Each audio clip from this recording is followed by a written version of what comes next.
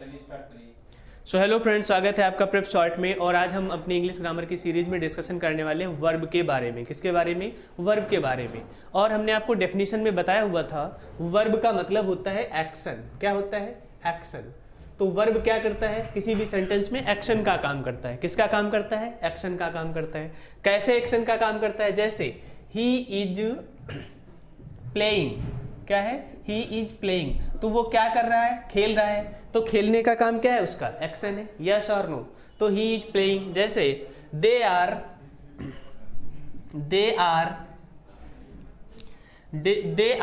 Dancing.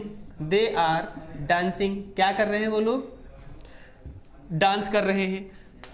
तो यहां से आपको क्या पता चला कि वर्ब जो है एक्शन बताता है। क्या बताता है? एक्शन बताता है। और वर्ब क्या बताता है? और वर्ब क्या बताता है? और वर्ब बताता है आपका सिचुएशन। क्या बताता है? सिचुएशन। सिचुएशन कैसी? स्टैटिक। कैसी सिचुएशन? Static situation. जैसे एग्जांपल के लिए हम कहें सॉरी, जैसे स्टैटिक या स्टेट बताता है। क्या बताता है? स्टेट बताता है। एक तो हमने एक्शन बताया आपको, दूसरा क्या बताया? स्टेट बताया। जैसे ही इज आ टीचर। क्या है? He is a teacher. तो इसमें क्या बताया जा रहा? वो एक स्टेट बताई जा रही है। क्या बताया जा रहा? स्टेट। या पोस्ट भी कह सकते हैं। क्या कह सकते हैं? पोस्ट, जिसको आप क्या कहते हैं? पद कहते हैं। क्या कहते हैं? पोस्ट या पद कहते हैं। क्या कहते हैं? तो ही इज आ टीचर, है ना। तो इस तरीके से ये किसका डिफाइन करता है? पोस्ट का या पद का, है ना। जैसे तो इस तरीके से वर्ब का काम क्या होता है? एक्शन करना। क्या करना? वर्ब की डेफिनेशन क्या हो जाएगी? वर्ब की डेफिनेशन क्या हो जाएगी? तो सेंटेंस में जो वर्ड एक्शन का काम करे। किसका काम करे? एक्शन का काम करे। या कोई स्टेट बताए, या कोई पोजीशन बताए। क्या बताए? पोजीशन बताए। इतने सारे वर्ड्स आप लिख लीजिएगा। तो वो क्या होता है? वर्ब होता है। बोलो क्या होता है? वर्ब की जरूरत क्यों पड़ती है हमें? अब सबसे इंपॉर्टेंट क्वेश्चन है, ध्यान से सुनिएगा। वर्ब की हमें नीड ही क्यों होती है? चलिए बताइए आपको। देखिए, हमने आपको इंपरेटिव सेंटेंसेस में बताया हुआ था, टाइप्स ऑफ सेंटेंसेस में। इसीलिए कहता हूं सारी चीजें स्टेप बाय स्टेप अगर आप पढ़ते जाएंगे तो जब हम आगे चैप्टर्स में आपसे क्वेश्चन पूछेंगे तो आपको क्वेश्चंस पहले से पता चलेगा। जैसे हमने आपसे पूछा वर्ब की नीड क्यों होती है? व्हाई? वर्ब की नीड क्यों होती है? क्या आवश्यकता है वर्ब की? तो to form the sentence. To form sentence. Sentence form करने के लिए आपको किसकी जरूरत पड़ती है? वर्ब की जरूरत पड़ती है। हमने आपको बताया था parts of sentence, types of sentences में बताया हुआ था कि अगर आपको कोई सेंटेंस फॉर्म करना है, क्या फॉर्म करना है? सेंटेंस फॉर्म करना है। तो सेंटेंस को फॉर्म करने के लिए आपको कम से कम सब्जेक्ट की नीड होती है, वर्ब की नीड होती है। किसकी नीड होती है? सब्जेक्ट की नीड होती है और वर्ब की नीड होती है। यस और नो? उसके बाद ऑब्जेक्ट की नीड होती है। किसकी नीड होती है? ये हमने आपको टाइप्स ऑफ सेंटेंसेस में बताया हुआ था। इसलिए कहते हैं सारे चैप्टर्स आप स्टेप बाय स्टेप पढ़कर आइएगा। अब हमने आपसे क्या कहा कि अगर हम ऑब्जेक्ट को हटा भी दें तो कम से कम सब्जेक्ट और वर्ब तो चाहिए ही चाहिए। क्या चाहिए? सब्जेक्ट और वर्ब चाहिए ही चाहिए। फिर हमने आपसे कहा था अगर ये इंपरेटिव सेंटेंस हो। कैसा सेंटेंस हो? इंपरेटिव सेंटेंस हो। इंपरेटिव सेंटेंस हो तो इंपरेटिव सेंटेंस के लिए आप सब्जेक्ट भी मत लिखो, केवल वर्ब से भी आपका क्या बन जाता है? सेंटेंस बन जाता है। जैसे हमने एग्जांपल दिया था आपको, गो। क्या बोला हमने? गो। तो ये जो है एक सेंटेंस है पूरा, लेकिन इंपरेटिव सेंटेंस में ही ये केवल पॉसिबल है। कम से कम वर्ब तो चाहिए। तो वर्ब का काम क्या होता है? To form a sentence. क्या फॉर्म करने के लिए? To form a sentence. Sentence बनाने के लिए। बोलिए। To form a sentence. इतनी बात क्लियर हो गई? ओके। अब हम देखिए आपको बताते हैं वर्ब के टाइप्स। क्या बताते हैं? वर्ब के टाइप्स।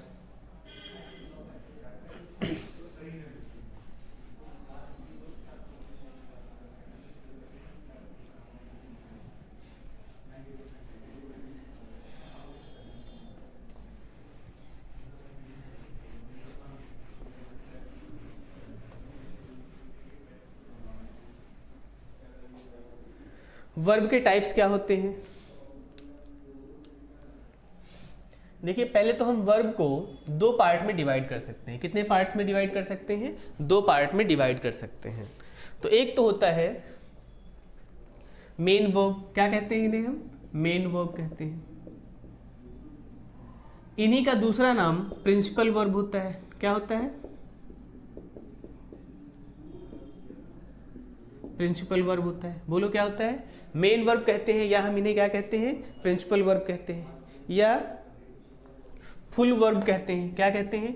फुल वर्ब कहते हैं। ये नाम याद कर लीजिएगा, इनकी जरूरत पड़ेगी, आपको पता होना चाहिए। जब आप कुछ पढ़ रहे होते हैं, कहीं मेन वर्ब लिखा होता है, कहीं प्रिंसिपल वर्ब लिखा मिल जाए अगर आपको, या कहीं फुल वर्ब मिल जाए, तो आप उस पर कंफ्यूज मत होइएगा। ये बात केवल मेन वर्ब की कर रहे हैं। किसकी कर रहे हैं? मेन वर्ब की बात कर रहे हैं। दूसरा हमने आपको बताया ऑक्सिलरी वर्ब्स होती हैं। क्या होती हैं? ऑक्सिलरी वर्ब्स होती हैं। क्या होती हैं? ऑक्सिलरी वर्ब्स होती हैं। क्या होती हैं? ऑक्सिलरी वर्ब्स होती हैं। ऑक्सिलरी वर्ब्स होती हैं। ऑक्सिलरी वर्ब्स को ही क्या कहते हैं? हेल्पिंग वर्ब कहते हैं। क्या कहते हैं? हेल्पिंग वर्ब कहते हैं। ऑक्सिलरी वर्ब्स को ही क्या कहते हैं? हेल्पिंग वर्ब कहते हैं, या इन्हीं को सपोर्टिंग वर्ब भी कहते हैं। क्या कहते हैं? सपोर्टिंग वर्ब भी कहते हैं। क्या कहते हैं? सपोर्टिंग वर्ब भी कहते हैं। ऑक्सिलरी वर्ब्स कहते हैं, इन्हीं को हेल्पिंग वर्ब कहते हैं, और इन्हीं को क्या कहते हैं? सपोर्टिंग वर्ब कहते हैं। बोलो क्या कहते हैं? हाँ, आगे देखिएगा, ये बात क्लियर हो गई।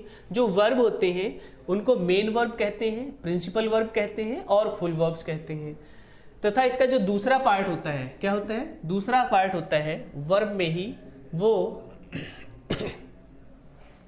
एक तो ऑक्सिलरी वर्ब कह सकते हैं उन्हें, या उन्हें हेल्पिंग वर्ब कह सकते हैं, या उन्हें सपोर्टिंग वर्ब कह सकते हैं। अब एक एग्जांपल लेते हैं और उसमें हम आपको बताते हैं कि कौन सी उसमें मेन वर्ब है। जैसे ही is playing, he is playing football, he is playing football. अब देखिएगा यहां पर जो इज है आपका क्या है? इज जो है ये, इसको हम ऑक्सिलरी वर्ब या हेल्पिंग वर्ब या सपोर्टिंग वर्ब, यानी ये जो हमने पार्ट 2 लिखा है, ये 2 का नाम हो जाएगा इसका। मतलब 2 में हमने क्या क्या लिखा है? ऑक्सिलरी वर्ब लिखा है, हेल्पिंग वर्ब लिखा है, और सपोर्टिंग वर्ब लिखा है। तो इज जो है ये इस तरीके से हो जाएगा 2। ये जो प्लेइंग है, क्या है? प्लेइंग है। ये प्लेइंग जो है ये 1 नंबर में आ जाओ। तो प्लेइंग जो है ये 1 नंबर है। 1 का मतलब ये 1 टाइप है। क्या है? ये सेकंड टाइप है। कौन सा टाइप है? ये सेकंड टाइप है। ये सेकंड वाला, ये सेकंड टाइप है। और ये फर्स्ट टाइप है, ये वाला फर्स्ट टाइप है। तो अब फर्स्ट टाइप को हम इसी को मेन वर्ब कहेंगे, इसी को प्रिंसिपल वर्ब कहेंगे, और इसी को क्या कहेंगे? फुल वर्ब कहेंगे, है ना। अगर सेंटेंस में जैसे यहां पे एक सेंटेंस लिखा है, ही वेंट, क्या? He went to Agra, he went to Agra. अब यहां पर देखिएगा केवल एक ही वर्ब है। क्या है? केवल एक ही वर्ब है। तो अब इसको केवल वर्ब लिखेंगे। क्या लिखेंगे? केवल वर्ब लिखेंगे। जब दोनों वर्ब आएंगी तब हमें अलग अलग डिफाइन करना पड़ेगा कि कौन सी मेन वर्ब है और कौन सी प्रिंसिपल वर्ब है, या कौन सी फुल वर्ब है, या कौन सी प्रिंसिपल वर्ब है। ये बात क्लियर हो गई? यस और नो? ओके। तो अब हम आगे आपको बताते हैं जो मेन वर्ब होते हैं इनके भी आगे टाइप्स होते हैं, और जो प्रिंसिपल वर्ब्स होते हैं इनके भी आगे क्या होते हैं? टाइप्स होते हैं। तो वो भी हम आपको एग्जांपल से बताने की कोशिश कर रहे हैं। देखिएगा, इसको रफ कर दें, या आप लोगों ने नाम नोट कर लिए हैं। Okay, main verb, principal verb, full verb. दूसरा जो हमने आपको बताया ऑक्सिलरी वर्ब्स, हेल्पिंग वर्ब्स या सपोर्टिंग वर्ब्स। अब देखिएगा, जो मेन वर्ब या प्रिंसिपल वर्ब होते हैं इनके भी टाइप होते हैं, और जो ऑक्सिलरी वर्ब या हेल्पिंग वर्ब या सपोर्टिंग वर्ब होते हैं इनके भी टाइप होते हैं। तो अब इनके टाइप हम आगे लिखेंगे, उसके बाद हम एक एक आपको समझाने की कोशिश करेंगे। देखिएगा, जो मेन वर्ब होते हैं इनके 2 टाइप होते हैं। कितने टाइप होते हैं? इनके भी 2 टाइप होते हैं। कौन कौन से 2 टाइप होते हैं? सॉरी, इनके 2 टाइप होते हैं। एक तो होता है आपका ट्रांजिटिव, क्या होता है?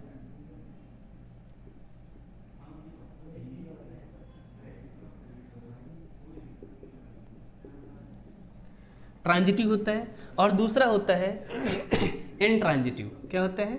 इनट्रांजिटिव।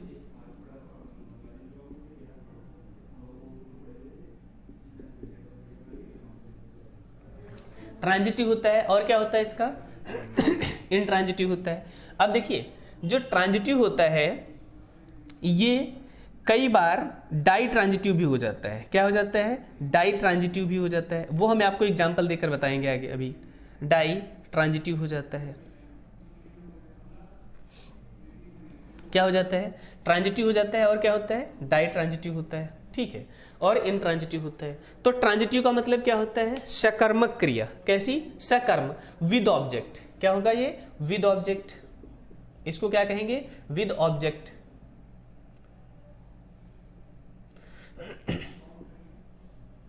क्या कहेंगे इसको? With object. और इनट्रांजिटिव को क्या कहेंगे? Without object. कैसा? Without object.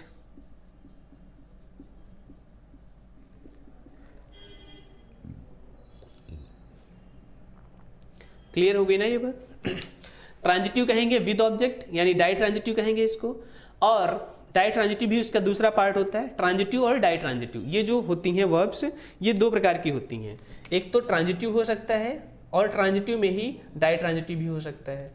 दूसरा इनट्रांजिटिव जो होता है, मतलब क्या होता है? विदाउट ऑब्जेक्ट होता है। क्या होता है? तो कुछ वर्ब्स ऐसी होती हैं जो ट्रांजिटिव होती हैं, ट्रांजिटिव में भी वो कई बार डाई ट्रांजिटिव होती हैं, और कुछ वर्ब्स ऐसी होती हैं जो इनट्रांजिटिव होती हैं। अब आ जाते हैं हम ऑक्सिलरी वर्ब्स में या हेल्पिंग वर्ब्स में। इसके कितने पार्ट होते हैं? इसके 3 पार्ट होते हैं। कौन कौन से 3 पार्ट होते हैं इसके? इसके कौन कौन से 3 पार्ट होते हैं? इसको रफ कर लेते हैं तो ज्यादा क्लियरली हम आपको समझा पाएंगे, क्योंकि स्पेस कम है इसमें बोर्ड में, है ना। तो इसके 3 पार्ट होते हैं, ये नाम याद कर लीजिएगा, फिर हम इसके बारे में आगे पढ़ाते हैं आपको। नंबर एक होता है प्राइमरी वर्ब्स होते हैं। क्या होते हैं? प्राइमरी। दूसरा होता है मोडाल्स। क्या होता है? मोडाल्स। और थर्ड होगा आपका, दूसरा होता है मोडाल्स, और थर्ड होगा मार्जिनल वर्ब्स। क्या? Marginal verbs. अब अभी हम आपको आगे एक्सप्लेन करेंगे। इनके सबके नाम आपको याद रखना है। ट्रांजिटिव वर्ब की हम बात करेंगे, डाई ट्रांजिटिव वर्ब की बात करेंगे, इनट्रांजिटिव वर्ब की बात करेंगे, एक्सप्लेन करेंगे हम आपको। प्राइमरी वर्ब्स की बात करेंगे, मोडाल्स की बात करेंगे।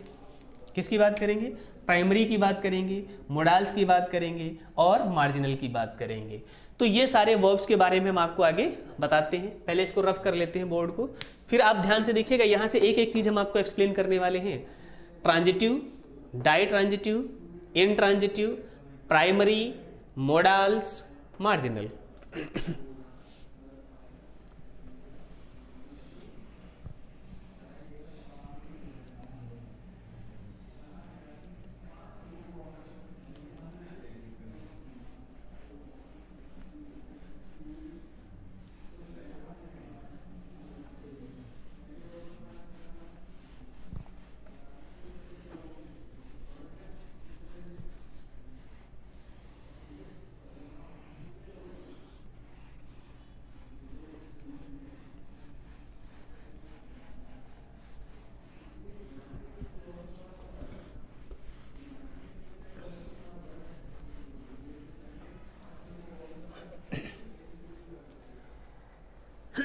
अब देखिएगा,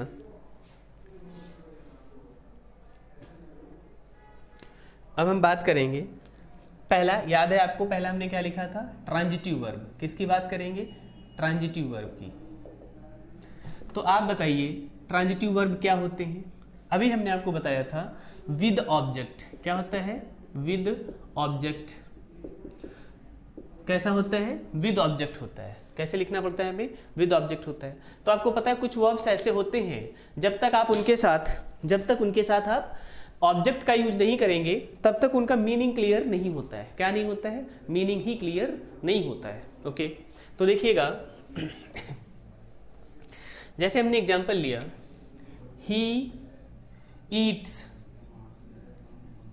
अब आप बताइए, क्या ये सेंटेंस ठीक लग रहा है? नहीं, ये सेंटेंस ठीक हो ही नहीं सकता। ही ईट्स, वो खाता है, क्या खाता है ये आपको बताना पड़ेगा। ही ईट्स, कुछ तो खाता होगा।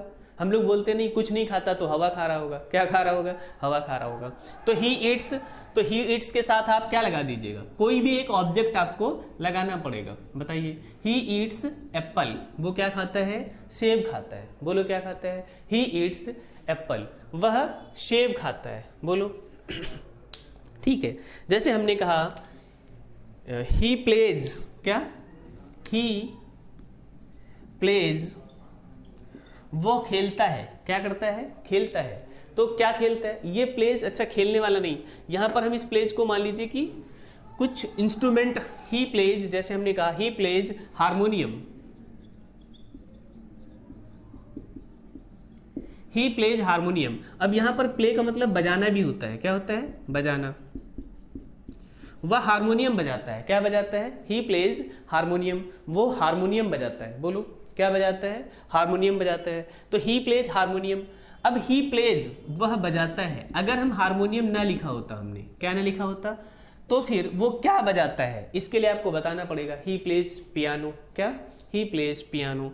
तो इस तरीके से कुछ वर्ब्स ऐसे होते हैं जिनके साथ आपको ऑब्जेक्ट लगाना ही पड़ेगा। क्या करना पड़ेगा? ऑब्जेक्ट लगाना ही पड़ेगा। उसमें नहीं तो सेंटेंस को क्या माना जाएगा? गलत माना जाएगा। ही ईट्स, वह खाता है। क्या खाता है? कुछ तो खाता होगा, है ना। तो जब हम ये कह रहे हैं ही ईट्स, तो खाने की प्रक्रिया बिना किसी ऑब्जेक्ट के कंप्लीट हो ही नहीं सकती। खाने की प्रक्रिया बिना किसी ऑब्जेक्ट के कंप्लीट हो ही नहीं सकती। तो इसलिए हमें उसके साथ क्या लगाना पड़ेगा? ऑब्जेक्ट लगाना पड़ेगा। ये बात क्लियर हो गई। तो he eats Apple, he plays harmonium, क्या? वो हारमोनियम बजाता है। ही प्लेज हारमोनियम, है ना। क्लियर हो गया इतना? ओके। तो ये होता है, इसको हम कहते हैं ट्रांजिटिव वर्ब। क्या कहते हैं? ट्रांजिटिव वर्ब कहते हैं। अब हमने आपको बताया था ट्रांजिटिव वर्ब के बाद बताया था हमने आपको डाई ट्रांजिटिव। क्या होता है? Die transitive. डाई ट्रांजिटिव क्या होता है? डाई ट्रांजिटिव क्या होता है? देखिएगा, डाई ट्रांजिटिव क्या होता है? जिसमें दो ऑब्जेक्ट आते हैं। कितने ऑब्जेक्ट्स आते हैं? 2 ऑब्जेक्ट्स आते हैं। कितने ऑब्जेक्ट्स आते हैं? 2 ऑब्जेक्ट्स आते हैं। जैसे एग्जाम्पल है, I gave him, I gave him, मैंने उसे दिया। अब क्या दिया? कुछ तो दिया होगा। आई गेव हिम, गेव के बाद हमने हिम लगा दिया। आई गेव हिम, मैंने उसे दिया। क्या? I gave him a pen. क्या? I gave him a pen, मैंने उसे क्या दिया? एक पेन दिया। तो I gave him a pen, मैंने उसे क्या दिया? पेन दिया। अब देखिए यहां पर गेव के लिए, किसके लिए? आई गेव हिम, तो गेव के लिए हिम भी आया और गेव के लिए ही क्या आया? आ पेन आया है। अब ये 2 ऑब्जेक्ट आ गए। कितने ऑब्जेक्ट आ गए? सॉरी। इसके बारे में और इससे ज्यादा हमने एक्सप्लेन आपको पार्ट्स ऑफ सेंटेंस वाले लेक्चर में किया हुआ है। किसमें किया हुआ है? पार्ट्स ऑफ सेंटेंस का जब हम लेक्चर कर रहे थे, डिस्कशन कर रहे थे, तो उसमें हमने डिस्कशन किया हुआ है। तो ये आपकी जिम्मेदारी है कि आप पीछे से पढ़कर आए होंगे तो आपको याद आ जाएगा। और अगर अभी भी नहीं पढ़ा है तो और ध्यान से जाकर पार्ट्स ऑफ सेंटेंस का चैप्टर कर लीजिएगा ठीक से। तो हिम जो है ये भी ऑब्जेक्ट है। क्या है? ऑब्जेक्ट है। और पेन भी क्या है? ऑब्जेक्ट है। पेन भी क्या है? ऑब्जेक्ट है। ये बात क्लियर हुई। अब 2 ऑब्जेक्ट हैं तो इनको क्लासिफाई कैसे करेंगे? तो जो नॉन लिविंग होता है उसको हम मेनली इनडायरेक्ट ऑब्जेक्ट कहते हैं। क्या कहते हैं? इनडायरेक्ट ऑब्जेक्ट कहते हैं। बोलो क्या कहते हैं? इनडायरेक्ट ऑब्जेक्ट कहते हैं। और जो लिविंग है क्या है? इसको हम डायरेक्ट ऑब्जेक्ट कहते हैं। सॉरी, उल्टा बोल दिया। सॉरी, ये डायरेक्ट ऑब्जेक्ट है। क्या है? डायरेक्ट ऑब्जेक्ट है। और ये इनडायरेक्ट ऑब्जेक्ट है। क्या है? ये इनडायरेक्ट ऑब्जेक्ट है। क्लियर हो गया? ओके। तो जो नॉन लिविंग थिंग है उसको हम डायरेक्ट ऑब्जेक्ट कहेंगे। क्या कहेंगे? और इसको इनडायरेक्ट ऑब्जेक्ट कहेंगे। तो ये हो गया ट्रांजिटिव वर्ब और दूसरा क्या हो गया? Ditransitive verb. क्या हो गया? ट्रांजिटिव वर्ब और दूसरा हो गया डाई ट्रांजिटिव वर्ब। अब हम आगे करेंगे इन ट्रांजिटिव वर्ब्स। किसका डिस्कशन करेंगे? इन ट्रांजिटिव वर्ब।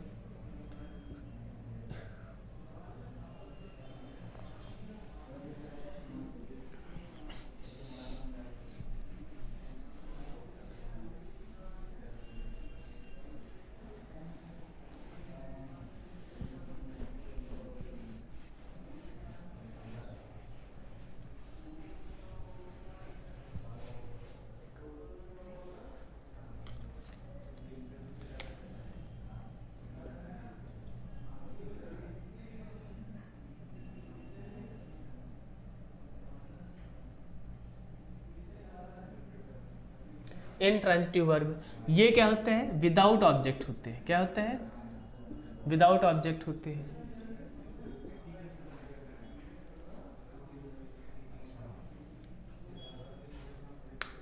जो इंट्रांजिटिव ऑब्जेक्ट होते हैं, वर्ब होती हैं, वो क्या होती हैं, विदाउट ऑब्जेक्ट होते हैं।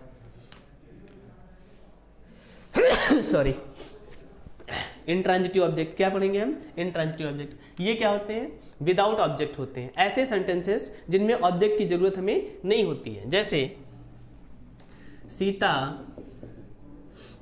ये थर्ड था, सीता डांस्ड, सीता ने डांस किया। तो अब डांस करने के लिए आपको जो सब्जेक्ट है उसका इफेक्ट किसी तीसरी चीज पे नहीं जाएगा। किस पे नहीं जाएगा, तो उसके लिए ऑब्जेक्ट की जरूरत नहीं पड़ती है। किसकी जरूरत नहीं पड़ती, जैसे सी स्लीप्स, सी स्लीप्स, वह सोती है। क्या करती है, सोती है।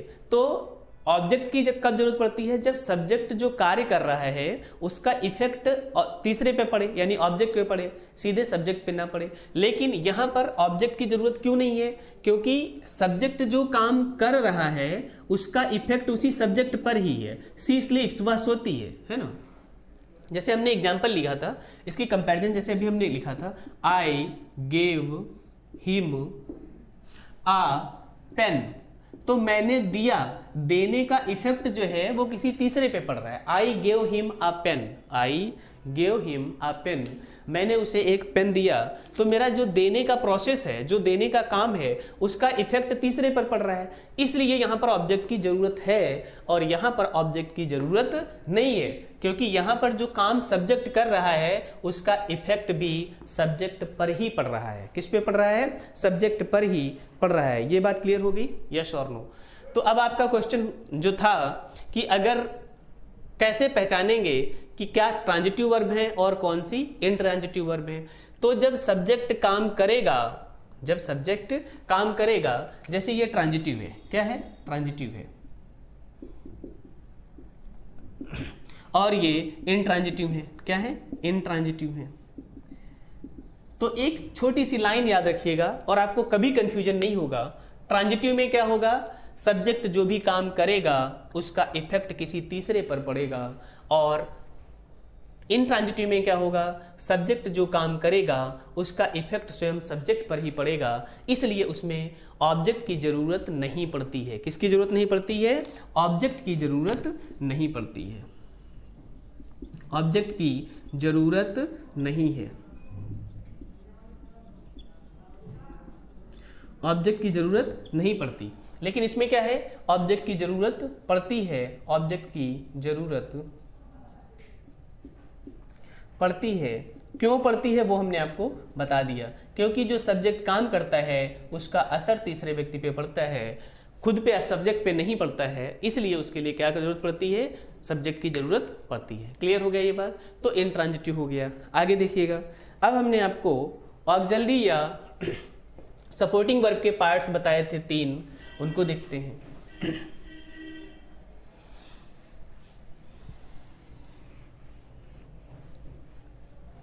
ये आपको बेसिक पता होना चाहिए, ताकि जब हम वर्ब के एडवांस रूल करेंगे और हम आपसे बोलें कि ये ट्रांजिटिव वर्ब है, ये इंट्रांजिटिव वर्ब है, ये प्राइमरी वर्ब है, ये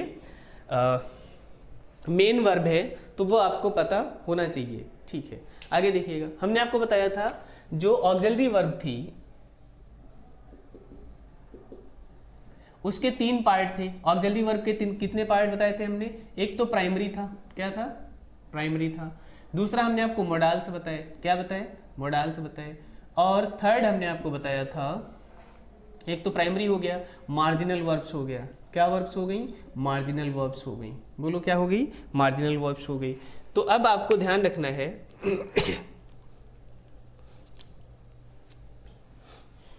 आगे देखिएगा, तो प्राइमरी वर्ब्स क्या होती हैं,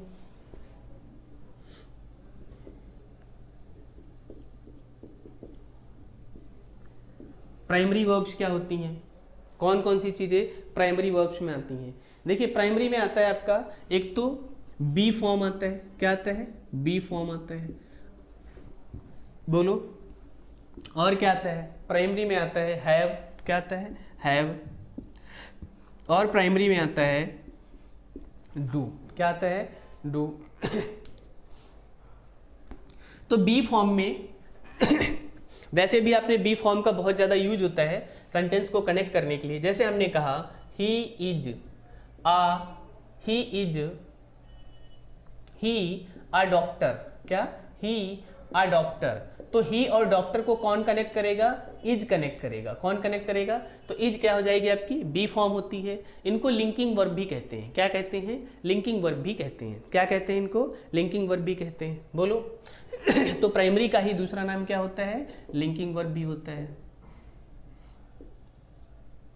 लिंकिंग भी होता है। तो बी फॉर्म्स में कौन कौन से आ जाएंगे, इज, एम, आर, क्या क्या आ जाएगा, इज, एम, आर, ये किस में आ जाएंगे, बी फॉर्म्स में आ जाएंगे। किस में आ जाएंगे, बी फॉर्म्स में आ जाएंगे। Is, am, are, was, were, क्या हो जाएगा, was, were. Is, am, are, was, were, ये किस में आ जाएंगे, बी फॉर्म्स में आ जाएंगे, ठीक है। फिर उसके बाद हैव में क्या आ जाएगा, हैज, हैव और हैड, क्या आ जाएगा, हैज, हैव और हैड, क्या क्या आ जाएगा इसमें, हैज, हैव और हैड। उसके बाद डू आता है, क्या आता है, डू। तो डू में क्या क्या आ जाएगा आपका, डू में आ जाएगा डज, डू और डिड, क्या आ जाएगा, डज, डू और डिड, ये किस में आ जाएंगे, आपके डू फॉर्म्स में आ जाएंगे। तो इनको प्राइमरी वर्ब्स कहते हैं, क्या कहते हैं, प्राइमरी वर्ब्स भी कहते हैं, इनको लिंकिंग वर्ब्स भी कहते हैं। एग्जांपल हमने आपको बताया, ही अ डॉक्टर, क्या लिखा हमने, ही अ डॉक्टर।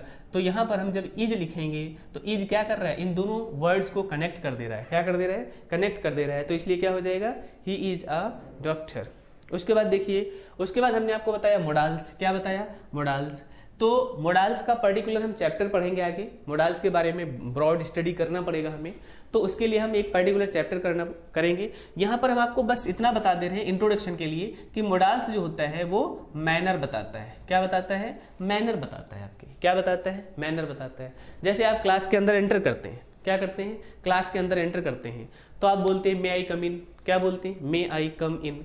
आप ऐसा भी बोल सकते हो, कैन आई कम इन। दोनों सेंटेंस में गलत कुछ नहीं है, मे आई कम इन भी ठीक है, कैन आई कम इन भी ठीक है, लेकिन दोनों के मैनर में डिफरेंस है। किस में डिफरेंस है, दोनों के मैनर में डिफरेंस है।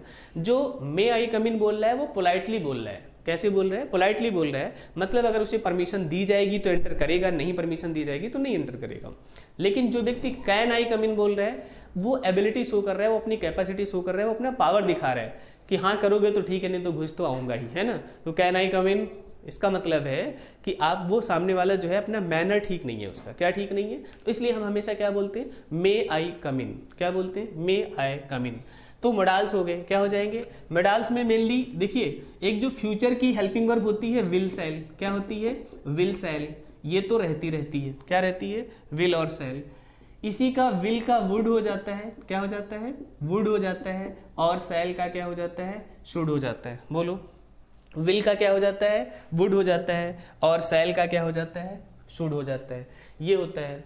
उसके बाद आपको पता है कैन, क्या, कैन, कुड, मे, माइट, ये सारे वर्ब जो हैं ये मोडाल्स में आते हैं। किस में आते हैं, मोडाल्स में आते हैं, यस और नो, ठीक है।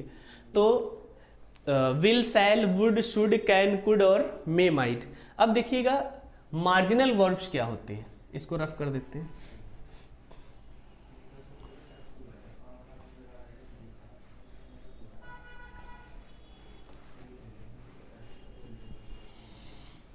तो ये मोडाल्स हो गए, विल, सेल, वुड, शुड और कुड। ये हमने आपको बताया था मार्जिनल वर्ब्स होती हैं, क्या होती हैं, मार्जिनल वर्ब्स होती हैं। जो मार्जिनल वर्ब्स होती हैं ये भी एक्चुअली मोडाल्स का ही पार्ट है। किसका पार्ट है, मोडाल्स का पार्ट है, but these are not complete modals. तो इनको क्या कहा जाता है, मार्जिनल वर्ब्स कहा जाता है। क्या कहा जाता है, मार्जिनल वर्ब्स कहा जाता है। ये तीन होते हैं, एक तो होता है यूज टू, क्या है, यूज टू। तो जब हम मोडाल्स पढ़ेंगे तो उसके बारे में हम आपको एक्सप्लेन करेंगे कि यूज टू क्या होता है। और दूसरा होता है नीड, क्या होता है, नीड। ये भी एक तरीके के मोडाल्स में ही स्टडी करेंगे हम, लेकिन ये मार्जिनल कहा जाता है, इसको क्या कहा जाता है, नीड। उसके बाद आता है आपका डेयर। क्या आता है? डेयर आता है। क्या आता है? डेयर आता है। तो इस तरीके के ये किसके सेंटेंसेस हैं, सॉरी ये किसके पार्ट्स हैं? वर्ब्स के। तो हम मेनली आपको बता रहे थे वर्ब का इंट्रोडक्शन। क्या बता रहे थे? वर्ब का इंट्रोडक्शन। तो वर्ब के इंट्रोडक्शन में हम इतनी चीजें पढ़ते हैं, इस तरीके से पढ़ेंगे कि हम पहले वर्ब को दो पार्ट में डिवाइड करेंगे। एक तो हम कहेंगे मेन वर्ब्स, और मेन वर्ब्स का ही दूसरा नाम क्या होगा? प्रिंसिपल वर्ब्स होगा। दूसरा हमने आपको बताया ऑक्सिलरी वर्ब्स होती हैं। क्या होती हैं? ऑक्सिलरी वर्ब्स होती हैं। जो मेन वर्ब्स होते हैं उसमें हमने आपको बताया मेन वर्ब्स में ही हमने आपको बताया ट्रांजिटिव और इनट्रांजिटिव होते हैं। ट्रांजिटिव का ही एक दूसरा पार्ट होता है जिसको हम डाइट्रांजिटिव कहते हैं, उसके बारे में भी हमने आपको बताया। फिर हमने आपको बताया जो ऑक्सिलरी वर्ब्स होती हैं उसमें बी फॉर्म्स आते हैं। क्या आते हैं? बी फॉर्म्स आते हैं। बी फॉर्म्स में हमने आपको बताया ईजेएमआर होते हैं। क्या होते हैं? ईजेएमआर होते हैं। फिर उसके बाद हमने आपको बताया मोडाल्स। मोडाल्स में क्या होता है? Will, would, shall, should, may, might, can, could, इस तरीके से आप वर्ब्स पढ़ेंगे। उसके बाद फिर हमने आपको बताया मार्जिनल। क्या बताया? मार्जिनल। जो मार्जिनल वर्ब्स हैं वो भी मोडाल्स का ही पार्ट है। इसमें हम यूज, टू, नीड और डेयर को यूज करेंगे। इसमें एक और वर्ड होता है अकस्टम्ड टू। क्या होता है? Accustomed to. तो वो भी हम आपको आगे एग्जाम्पल वर्ब में बताएंगे। ठीक है, तो ये याद रखना है। तो ये हमने कर लिया, वर्ब का इंट्रोडक्शन हो गया। क्या हो गया? वर्ब का इंट्रोडक्शन हो गया। अब हम आगे वर्ब का प्रॉपर जो एडवांस रूल्स हैं वो यहां से आगे करेंगे। तब तक आप लोगों की जिम्मेदारी है कि जितना भी आपको बताया गया है या पढ़ाया गया है उसको ध्यान से करना है। ठीक है, तो कुछ आए हुए क्वेश्चंस हम आपको वर्ब से देते हैं, वर्ब से रिलेटेड, आप उनको करके बताइएगा। नहीं आएंगे तो हम आपको आंसर एक्सप्लेन करेंगे। फिर हम आगे उसके बाद नेक्स्ट लेक्चर में वर्ब के बारे में डिस्कस करेंगे, जो एडवांस रूल होंगे। आपको वर्ब का इंट्रोडक्शन करा दिया गया है कि वर्ब इतने प्रकार के होते हैं, वर्ब का यूज क्या होता है, वर्ब की हमें जरूरत ही क्यों पड़ी, अगर वर्ब नहीं होती तो क्या प्रॉब्लम होती, तो हम सेंटेंस फॉर्म नहीं कर पाते। सेंटेंस को फॉर्म करने के लिए हमें किसकी जरूरत पड़ती है? वर्ब की जरूरत पड़ती है। जैसे एग्जाम्पल है, सॉरी क्वेश्चन पूछा गया था, Ramappa,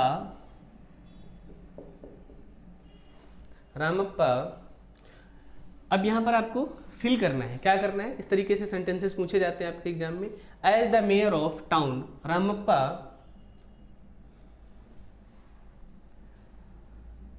as the mayor of, Ramappa as the mayor of town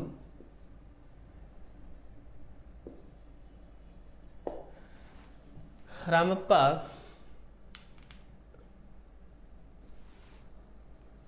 अब ऑप्शंस हैं। ऑप्शन ए इलेक्टेड, क्या है? इलेक्टेड। सेकंड ऑप्शन है आपका इलेक्ट्स, यानी बी ऑप्शन है आपका इलेक्ट्स, और सी ऑप्शन है आपका इज इलेक्टेड,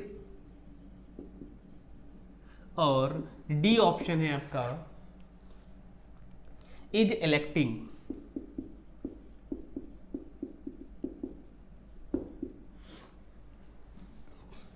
तो अब आप लोगों का टाइम शुरू होता है 5 सेकेंड। आप बताइएगा रामप्पा ब्लैंक स्पेस, इन 4 ऑप्शन में से आपको यहां फिल करना है। एक ए ऑप्शन है आपका इलेक्टेड, बी ऑप्शन है आपका इलेक्ट्स, सी ऑप्शन है आपका इज इलेक्टेड, और डी ऑप्शन है इज इलेक्टिंग। तो Ramappa blank space as the mayor of town, Ramappa को मेयर टाउन का इलेक्ट किया गया। रामप्पा को क्या किया गया? मेयर का टाउन इलेक्ट किया गया। अब देखिए, हमने आपको इंट्रोडक्शन में बताया हुआ था कि जब कोई काम किया जाए और उसका इफेक्ट भी सब्जेक्ट पर ही पड़े, किस पे पड़े? सब्जेक्ट पर ही पड़े, तो उसके लिए आपको ऑब्जेक्ट की नीड नहीं होती है, और ऐसे सेंटेंसेस की पैसिव वॉइस भी नहीं बन सकती। ये भी हमने आपको इंट्रोडक्शन में बताया हुआ था। तो अगर हमें, नहीं वो हम पैसिव वॉइस में पढ़ेंगे, अगर हमें एक्टिव से पैसिव बनाना है तो उसके लिए हमें ट्रांजिटिव वर्ब चाहिए। कैसी वर्ब चाहिए? ट्रांजिटिव वर्ब चाहिए। अब रामप्पा खुद मेयर बन गया था या किसी दूसरे के द्वारा बनाया गया? क्या किया गया? किसी दूसरे के द्वारा बनाया गया। तो जब किसी दूसरे के द्वारा बनाया गया मतलब ये सेंटेंस कैसा रहा होगा? पैसिव वॉइस रहा होगा। कैसा रहा होगा? पैसिव वॉइस रहा होगा, क्योंकि लोगों ने जो वोट दिया उसका असर किस पे पड़ा? रामप्पा पे पड़ा। तो रामप्पा क्या हो जाएगा? इसका आंसर क्या हो जाएगा? Is elected. क्या हो जाएगा? Ramappa is elected as the mayor of town. Ramappa क्या हो जाएगा? Is elected. इसका आंसर क्या हो जाएगा? Is elected. पार्टिसिपेट कीजिए, आप लोग आंसर जरूर भेजिएगा। आंसर अगर आप नहीं भेजेंगे तो फिर पता कैसे चलेगा कि आप लोग पार्टिसिपेट कर रहे हैं? बताइए। अगला सेंटेंस देखिए, मिस्टर शर्मा। दूसरा क्वेश्चन,